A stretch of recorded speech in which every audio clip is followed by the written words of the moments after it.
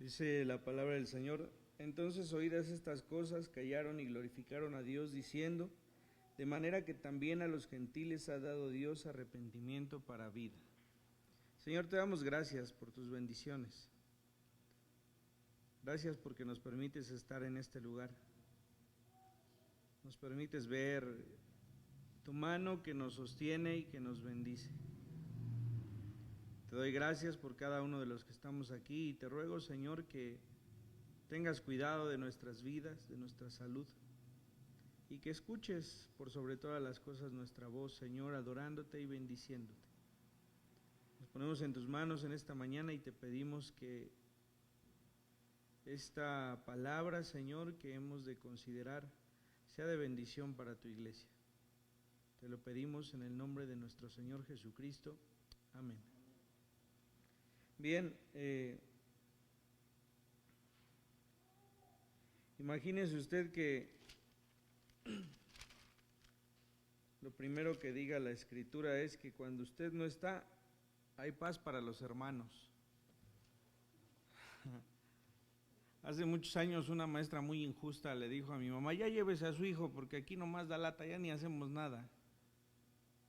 Es casi equivalente a lo que la Escritura dice cuando el apóstol Pablo no está.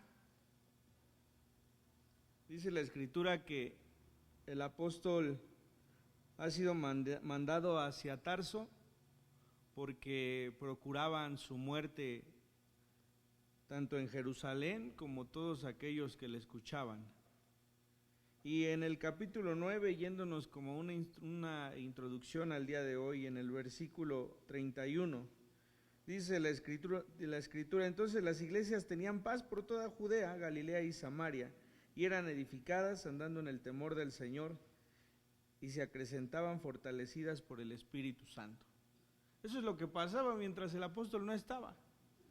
Era un hombre que los había perseguido, que les había buscado encarcelar a todos aquellos que predicaban en el nombre del Señor. Y entonces cuando este viene a Jerusalén, es presentado ante los apóstoles, Bernabé habla a ellos y les da testimonio de lo que este hombre había hecho en Damasco.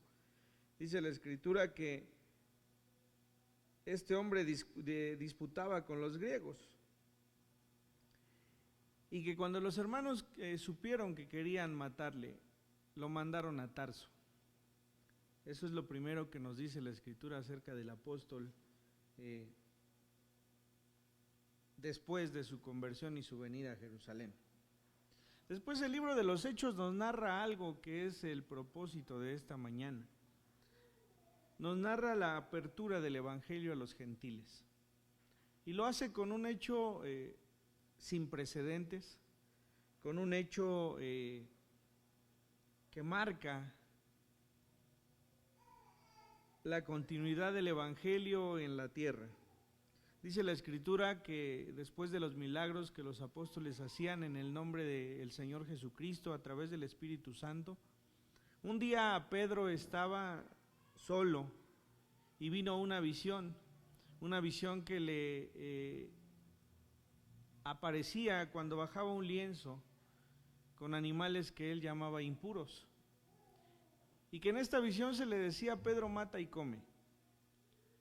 Y la respuesta de Pedro era que él no comería nada inmundo. La voz le decía: no llames inmundo a lo que yo he purificado. Este hombre, el apóstol Pedro, fue llevado a la casa de Cornelio a predicar la palabra del Señor, a predicar el Evangelio que nos fue dado a través del Señor Jesucristo. Y dice la Escritura que el Espíritu Santo descendió sobre todos aquellos. Y entonces, pasado esto, el apóstol es llamado a Jerusalén, y lo que leímos hoy en la mañana era una introducción a ello. Dice que el apóstol Pedro se puso a contarles a los discípulos, a los apóstoles que estaban allí, cómo es que había sido llevado por el Espíritu Santo a la casa de Cornelio para predicar, y dice: y estos recibieron el Espíritu Santo como nosotros. Y dice que los que estaban juntos se glorificaban. Pero esto no es más que el inicio del Evangelio para cada uno de los gentiles. Esto es una voz, una palabra de instrucción para el accionar de todos ellos. Si por ellos hubiera sido, jamás hubieran predicando el Evangelio a los que no fuesen judíos. Pero el Señor tenía un plan y era para la humanidad, no era solamente para su pueblo. Y entonces todo este capítulo 10 nos muestra cómo el Señor tenía dispuesto y estaba cumpliendo algo que a Pedro ya se le había dicho. Rápidamente veremos en el Evangelio de Mateo, en el capítulo 16, una palabra que muchas veces hemos tomado en cuenta y que hemos repetido varias veces. Hay muchos chistes que cuentan que cuando alguien va al cielo, ahí está Pedro esperándonos en la puerta, ¿no? Y todo deriva de aquí. En el capítulo 16 del libro de Mateo, en el versículo 19, dice el Señor a Pedro: y a ti te daré las llaves del reino de los cielos, y todo lo que atares en la tierra será atado en los cielos, y todo lo que desatares en la tierra será desatado en los cielos. Entonces mandó a sus discípulos que nadie dijesen que él era Jesús el Cristo. Dice este versículo que las llaves del reino de los cielos fueron dados a Pedro. Pero vienen posteriores a una confesión de fe que el mismo Pedro ha hecho. Tú eres el Cristo, el Hijo del Dios viviente. Después de que el Señor pregunta: bueno, ¿y ustedes quiénes dicen que soy? Esta es una confesión de Pedro que debe marcarnos en nuestro pensamiento. Para la Iglesia Católica, el apóstol Pedro es el pontífice, el puente entre nosotros y Dios. Y la misma Biblia dice que solamente hay un mediador entre Dios y el hombre, que es Cristo Jesús. Lo que el Señor le está diciendo es que esa confesión que ha hecho Pedro es la que puede abrir las puertas de los cielos para todos nosotros. Esas son las llaves que Él está dando. Si alguna vez han tomado cuidado la indumentaria de algún papa, se darán cuenta que hay unas llaves en su indumentaria referidas a este versículo. Pero nos tiene que quedar muy claro que no es Pedro el que nos lleva al Señor. Es la confesión de fe que este hombre ha hecho en ese momento, la que sería la base para que cada uno de nosotros podamos creer. Tú eres el Cristo, el Hijo del Dios viviente. El que puede creer esto, el que puede confesar esto con su boca, entonces es el que puede tener acceso al reino de los cielos. Y esto que está pasando con Pedro en la casa de Cornelio es el ejemplo de que las llaves de los cielos estaban dadas para él. Pedro tenía que ir y predicar el Evangelio. Y todo aquel que pudiese confesar esto podría venir a los cielos. Esas son las llaves, y esas llaves las tenemos nosotros. Cuando nosotros venimos y hablamos a alguien del Señor Jesucristo, y esa persona puede confesar esto mismo que Pedro ha confesado y esto mismo que nosotros hemos confesado, esta persona puede tener acceso a los cielos. Así que no es que cuando muramos vayamos a ir al cielo y Pedro vaya a abrirnos o no las puertas de los cielos para que entremos. No es así. Entonces, esta palabra tiene que ser base para nosotros el día de hoy. Hay una confesión de fe que hace a cada uno de nosotros hijos de Dios, y es confesar que el Señor Jesucristo es el Hijo del Dios viviente. Entonces, esta palabra está basada allí. Y entonces Pedro se dedica a predicar la palabra del Señor, pero es llevado a la casa de uno de los gentiles que buscaban al Señor. Cuando Cornelio recibe a Pedro, Cornelio ha estado buscando de Dios. Ya no es tomado en cuenta si es judío o no lo es. Ya no es tomado en cuenta si es pecador o no lo es. Lo único que es tomado en cuenta es que este hombre ha buscado de Dios y que Dios le ha de responder. Cualquiera de nosotros en esta tierra que busque de todo corazón la verdad, la ha de encontrar. La ha de encontrar por misericordia de Dios. El tiempo de los gentiles ha llegado. Y es un tiempo que a nosotros nos conviene que haya sucedido. Ahí donde leíamos en el libro de los Hechos, nos encontramos con un versículo que nos dice que todos los que fueron esparcidos en la muerte de Esteban se fueron de alguna manera esparcidos, pero también dice la Escritura que estos se dedicaban a predicar la palabra del Señor, a donde fuese que estuviesen. Y nos encontramos o podemos relacionar este versículo a partir de el libro de los Hechos.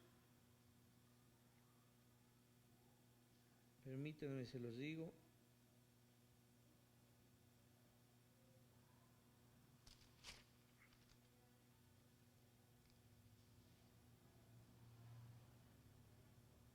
En el versículo 4 del capítulo 8 de los Hechos dice: pero los que fueron esparcidos iban por todas partes anunciando el Evangelio.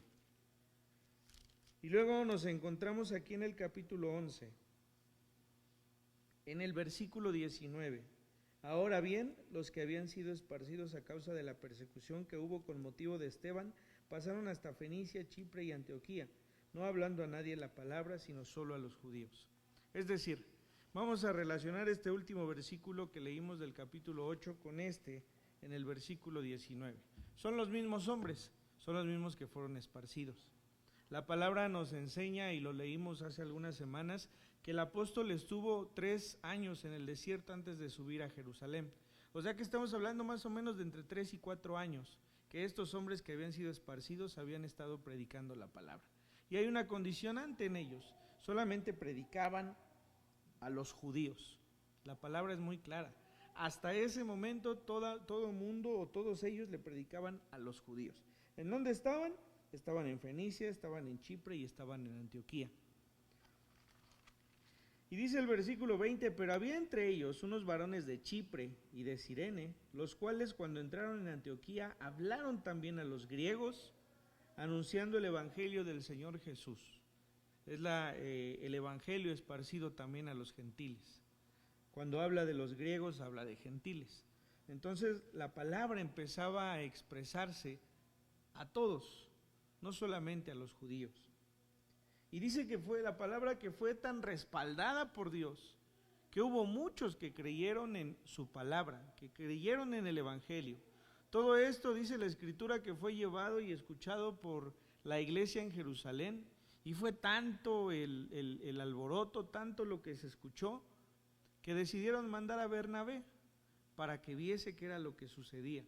Entonces viene Bernabé, que es el mismo que les dijo a los apóstoles que Pablo había estado predicando acerca de su testimonio y que muchos se convertían. Este mismo Bernabé es el que se presenta en la iglesia en Antioquía. Dice la Escritura que este hombre se regocijó, se alegró de lo que estaba sucediendo.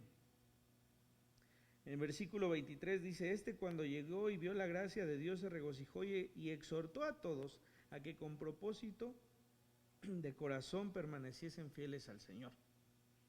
Y hay un motivo porque este era varón lleno del Espíritu Santo y de fe. Fíjense bien, el año anterior estábamos viendo lo que el Espíritu Santo hace en nuestras vidas. Y dice que el fruto del Espíritu es el amor, el gozo, la paz, la paciencia, la benignidad. Y dice la Escritura y hace una aclaración muy firme acerca de este hombre: porque éste estaba lleno del Espíritu Santo. ¿Por qué se gozó de ver a los gentiles nombrando al Señor Jesucristo como su Salvador? Porque este hombre estaba lleno del Espíritu Santo. Porque el Espíritu Santo le decía que el Evangelio ya no solo era para los judíos, sino para toda criatura que escuchase y que confesase con su boca que Jesús es el Señor. Esto también nos hace ver otras cosas. La iglesia, tristemente, está acostumbrada a tener a sus fieles dentro de sus templos. Y casi provoca alguna angustia o alguna incomodidad que los que están en nuestras iglesias o en nuestros templos vayan a otra. Cuando un pastor está lleno del Espíritu Santo, lo único que puede hacer es agradecer que las personas sigan confiando en el Señor Jesucristo, estén en donde estén, ¿sí? Muchas veces mi papá decía, yo podría tener la iglesia llena, pero no quiero tenerla llena. Quiero tener una iglesia enseñada, quiero tener una iglesia con una buena doctrina, y de allí Dios sabrá. Y esto es una verdad que debe ser firme en las iglesias. No nos podemos pelear por las personas. Las personas tienen un camino propio y es un camino que Dios les ha de permitir para llegar a la salvación, si es aquí, si es en otro lugar, si han de llegar, si se han de ir, el templo está abierto. Sin embargo, nosotros debemos gozarnos cuando esas personas permanecen firmes, estén en donde estén. Estos hombres no habían sembrado en este lugar, lo habían hecho todos aquellos que habían sido esparcidos por la muerte de Esteban. En la semana, si usted está leyendo la Biblia con nosotros, leímos acerca de José, y dice la Escritura que sus hermanos estaban atemorizados porque pues lo habían entregado, ¿no? Lo habían vendido. Y este hombre les decía, no tienen por qué estar así, ya que Dios ha permitido esto para que sobrevivamos todos. Hay un propósito. Qué difícil es entender los propósitos del Señor cuando estamos en el hoyo, ¿no? Cuando estamos mal, cuando estamos enfermos, cuando no tenemos dinero, cuando no tenemos tranquilidad. Es muy complicado. Pero si logramos tener fe en el Señor, vamos a entender al término que fue lo mejor que nos ha podido pasar. Dice la Escritura que a causa de la muerte de Esteban, todos estos fueron esparcidos. Propósito, que la palabra del Señor también fuese esparcida. Había un propósito. Esteban murió, sí, y murió en paz. No es como cuando decimos, ay, que descanse en paz el hermano. No es así. Murió en paz porque murió orando al Señor y murió inclusive pidiendo al Señor que no se les tomase en cuenta a todos estos que le estaban apedreando. Eso es estar en paz. No después de muerto, antes de morir estaba en paz. No sé si me explique. No es descanse en paz después de muerto, es descanse en paz antes de morir. Qué privilegio es que cada uno de nosotros pudiésemos tener paz antes de morir. Es una bendición de Dios el que así sea. Y oremos al Señor porque así sea, para que podamos estar tranquilos sabiendo que lo que nos espera es un encuentro con nuestro Señor. Entonces había un propósito, y ese propósito es que el evangelio fuese esparcido. Y aquí nos damos cuenta que no nada más a los judíos, también a los gentiles que eran capaces de escuchar. Entonces, en resumidas cuentas, iniciando con Cornelio a través de Pedro, fue predicado el evangelio a los gentiles. Posteriormente, Bernabé tiene que venir a la iglesia en Antioquía, porque los hombres y mujeres estaban predicando al Señor sin importar que fuesen gentiles. Dice que se les hablaba a los griegos y que estos creían. Entonces dice la Escritura que Bernabé llegó, en el versículo 23, llegó y vio la gracia de Dios, se regocijó y exhortó a todos a que con propósito de corazón permaneciesen fieles al Señor, porque era varón bueno y lleno del Espíritu y de fe, y una gran multitud fue agregada al Señor. Versículo 25 dice, después fue Bernabé a Tarso para buscar a Saulo, y hallándole le trajo a Antioquía. Le pongo allí en el boletín, ¿para qué te llamó Dios? Es una pregunta que debiésemos hacernos constantemente. ¿Para qué el Señor me ha llamado? ¿Sí te ha llamado para salvación? Sí, pero hay un propósito en todo ello. Y nosotros tenemos que saberlo. El primer propósito es que nosotros mismos podamos llevar su palabra a los demás. Pablo sabía perfectamente para qué lo había llamado al Señor.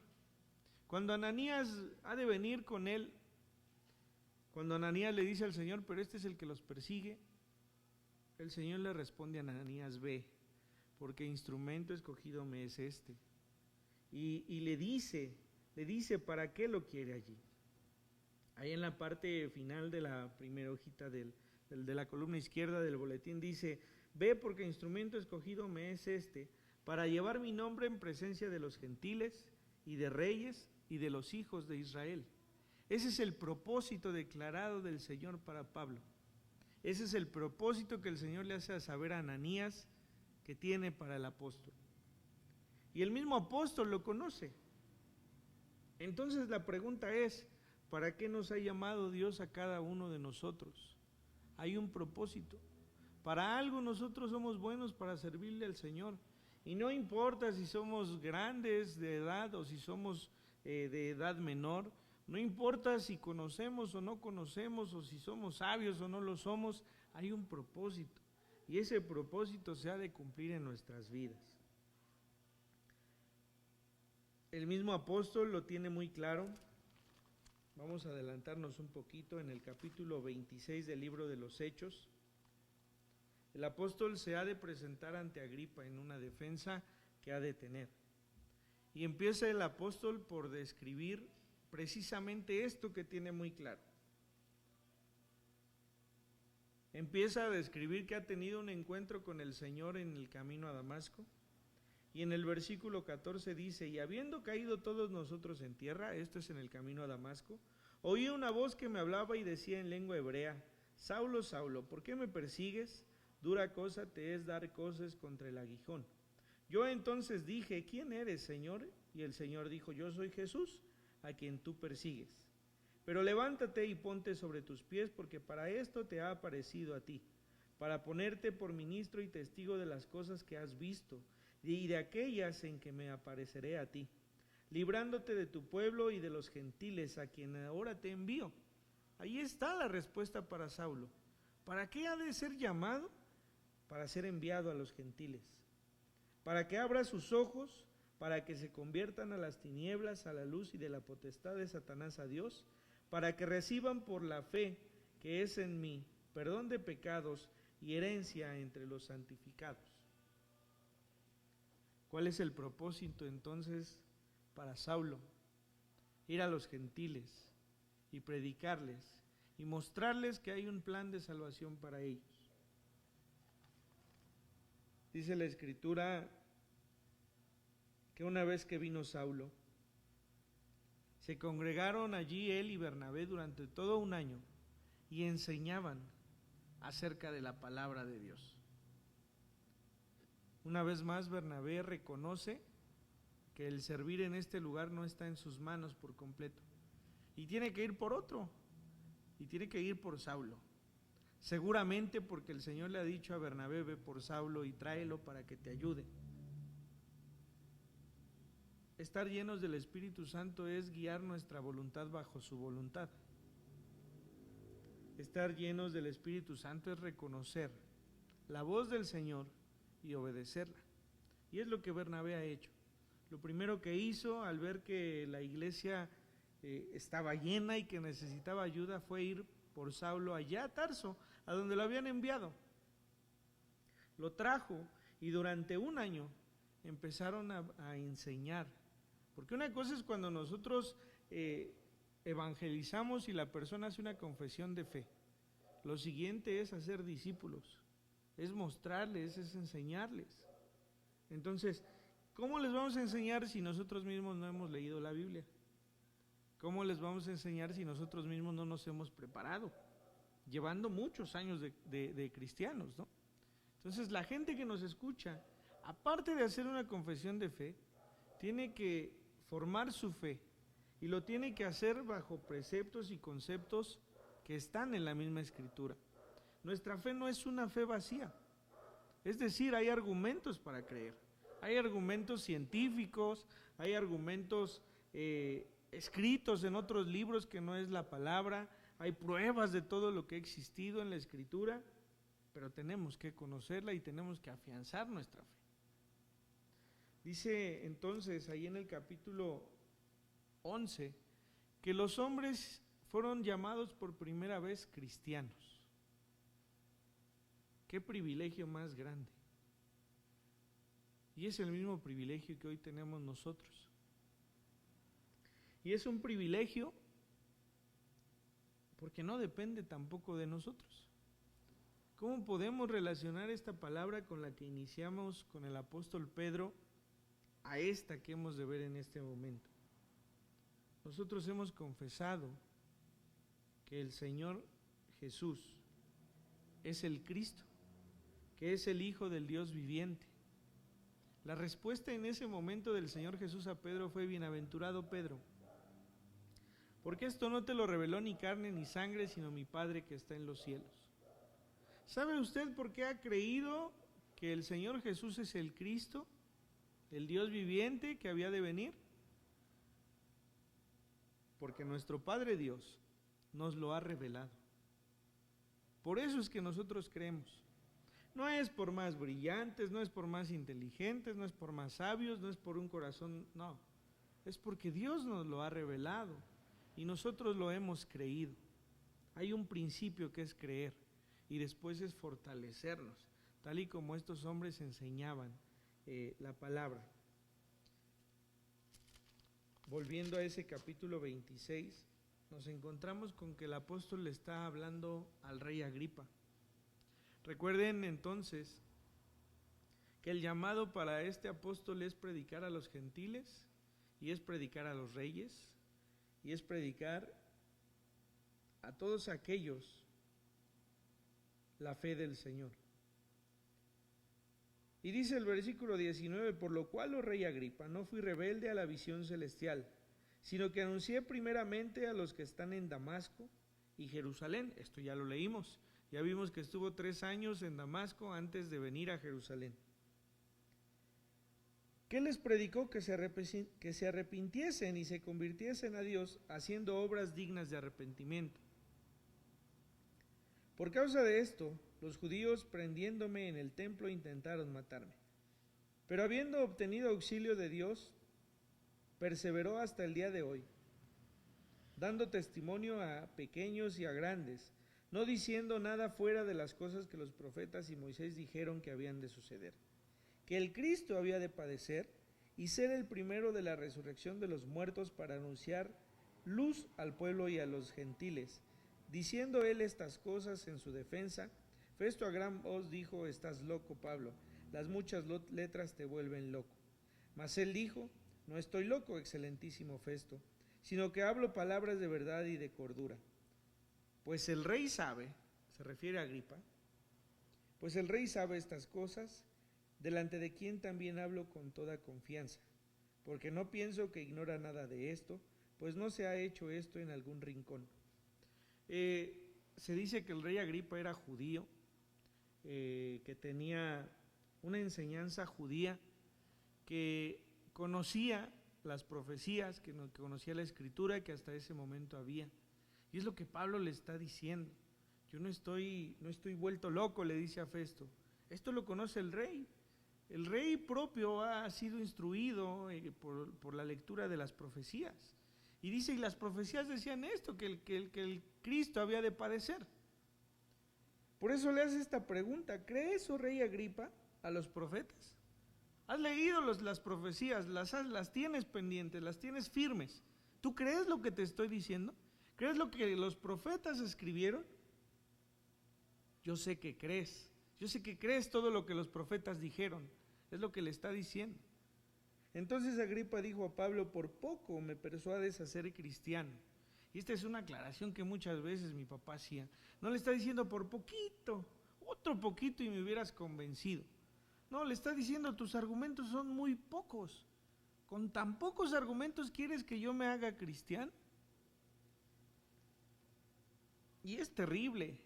Cuando nosotros venimos a la gente y les hablamos del Señor y nos responden de manera similar, es terrible escuchar eso. Es terrible que hablemos de las maravillas del Señor Jesucristo y alguien nos responda con una evasiva de este modo. Porque estas evasiones condenan. Por tan poco, ¿tú quieres convencerme? Y yo debería decir: no queremos convencer a nadie. Tal y como Pablo responde: ya quisiera yo que por poco o mucho. Es decir, ya quisiera yo que con estos pocos argumentos que tú dices, o con muchos argumentos que yo te pueda decir, tú creyeras. Y tú fueras como yo, le dice, a excepción de estas cadenas. Ya quisiéramos que nosotros, hablando mucho o argumentando poco, la gente fuese iluminada para creer en el Señor Jesucristo. Porque si no lo hacen, como dice la Escritura, hay una condenación. Eso es lo que viene. Entonces, el ser llamados cristianos es una bendición desde ese momento, y es una bendición ahora para cada uno de nosotros, porque quiere decir que hemos creído, quiere decir que nuestro Padre Celestial nos ha enseñado esta verdad y nosotros la hemos creído. Quiere decir que, como con Pedro, bien pudiésemos decir, hemos sido bienaventurados, porque esta verdad se nos ha sido revelada y nosotros la hemos aceptado. De tal forma que ser llamados cristianos es creer que el Señor Jesucristo es el Hijo de Dios, que vino, que murió, que resucitó al tercer día y que hoy está a la diestra del Padre. Si usted y yo podemos confesar esto con nuestra boca, creyendo esta verdad, entonces nosotros podemos ser llamados cristianos. Ser cristiano no es que nos reunimos aquí, es que podemos confesar que el Señor Jesucristo es nuestro Señor y Salvador. El rey Agripa, por poco o por mucho, no iba a creer, por poco o por mucho. Y Pablo le estaba diciendo, ¿tú has leído a los profetas? ¿Crees lo que los profetas estaban escribiendo? Porque ellos escribieron que había uno que tendría que venir y que había de padecer. Es ese, es el Señor Jesucristo al que yo estoy predicando. De tal forma que nosotros que hemos podido creer que el Señor Jesucristo es nuestro Dios, hemos sido bienaventurados. Hemos de seguir predicando la palabra, hemos de seguir contándole a los que nos rodean lo que Dios ha hecho en nuestras vidas. El Señor se ha de revelar a ellos y ellos sabrán de aceptar o no aceptar esta gran verdad. Pero eso ya no nos corresponde a nosotros. Para lo que Pablo fue llamado fue para predicar. Le predicó a los gentiles, en este momento le estaba predicando al rey Agripa, él estaba cumpliendo. Todo lo demás no estaba en sus manos. Nosotros tenemos familia, nosotros tenemos amigos, que bien quisiéramos que escucharan de la palabra del Señor y que confesaren como nosotros que Jesucristo es el Señor. Eso ya no nos corresponde a nosotros hacer. Insistir sí, predicar sí, cumplir el propósito por el cual nos ha llamado sí, convencerlos no. Porque así sea poco, como decía Agripa, o mucho, si no han de creer, no han de creer. Y si lo han de hacer, en su momento, Dios los ha de agregar a los que han de ser salvos a través del Espíritu Santo. Esto es lo que la palabra dice. Entonces, este es el inicio del apóstol Pablo en su ministerio. Fue traído de Tarso a la primera iglesia en Antioquía y enseñó a los mismos que él espantó. Porque dice la Escritura que cuando murió Esteban, todos estos fueron esparcidos y muchos de ellos estaban en Antioquía. Entonces, cuando el apóstol llegó a Antioquía, ¿con quién creen que se encontró? Está como los policías que caen en la cárcel y se encuentran a los que metieron, ¿no? Con ellos se encontró. A ellos son a los que les empezó a predicar. Y seguramente estos hombres estaban llenos también del Espíritu Santo porque le recibieron. Porque no le echaron en cara que había estado allí esperando la muerte de Esteban. Ellos le recibieron y durante todo un año fueron enseñados por él. Y esta es la palabra que hoy debe impactarnos. Ese lugar juntó de nuevo a todos los que habían sido esparcidos y perseguidos con el que los había perseguido. Y los juntó de tal forma que pudiesen haber sido llamados los primeros cristianos. Esto es el Evangelio. No es si somos buenos o malos. Todos somos pecadores y hemos sido juntados en este lugar para solo una cosa: proclamar que el Señor Jesucristo es nuestro Dios, que el Señor Jesucristo murió, que resucitó y que está a la diestra del Padre y que vendrá por cada uno de nosotros. Así que, hermanos, yo les invito a que tengamos muy presente esta palabra. Somos llamados. ¿No sabemos para qué somos llamados? Empecemos por predicar la palabra del Señor. Él nos dirá dónde, a quién y cómo. El propósito siempre será uno: que el nombre del Señor Jesucristo sea exaltado. Vamos a orar. Señor, te damos gracias. Gracias te doy, Señor, porque nos permites estar con bien, porque podemos reconocer por un milagro de salvación que nuestro Señor Jesucristo es nuestro Dios. Somos bienaventurados como Pedro en aquel momento, porque te has revelado a nuestros corazones y porque hemos podido reconocerte como nuestro Dios. Ahora que te reconocemos como nuestro Dios, te pedimos que muestres a nuestras vidas qué es lo que tú quieres de nosotros. ¿Qué es lo que tú pretendes de nuestras vidas? Llévanos, Señor, a compartir esta palabra en todo lugar en donde nos encontremos. Permítenos, Señor, reconocernos como todos esos pecadores que tú has alcanzado. El apóstol pudo haber sido señalado en aquel lugar y sin embargo fue recibido y fue tomado por maestro, fue tomado por aquel que les enseñó los grandes misterios del Evangelio. Toma así nuestras vidas, Señor, y permítenos agradarte con nuestro testimonio, con la enseñanza para todos los que nos rodean. Te damos gracias por este día y nos ponemos en tus manos, en el nombre de nuestro Señor Jesucristo. Amén.